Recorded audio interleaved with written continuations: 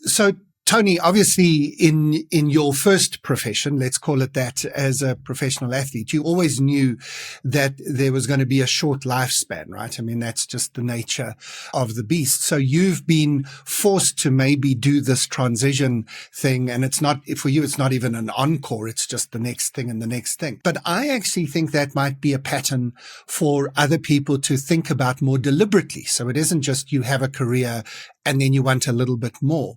What have you learned by making 3 quite significant transitions, completely different careers in completely different industries?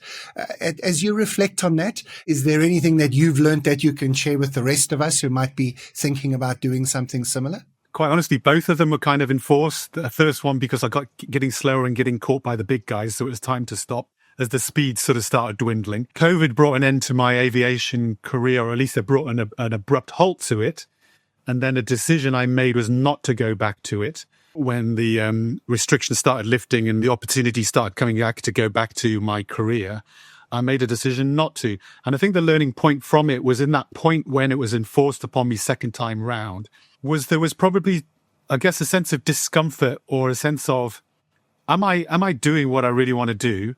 Am I really feeling fulfillment and purpose in this job? Am I just existing in a comfort zone? And I see that a lot around me where it's easy not to change. And in fact, and I'm sure you guys talk about this, one of the decisions you make is not to change.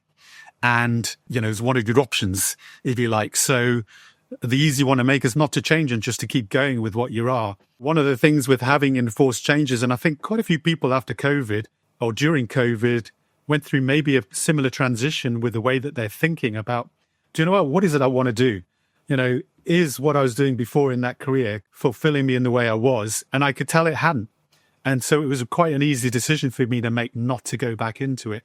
So it's asking those questions about what aspects of the work that you're doing is fulfilling you as a person. And there's coaching out there that provides for that, with that sense of, wagon wheels of life, and family, friends, your hobbies, your pastimes, your giving back and your volunteering. What aspects of your life are you ticking? Where are you just coasting? And having a sense of challenging that and having a sense of a growth mindset to say, could I do better? And sometimes it's not a radical change, but sometimes change is good.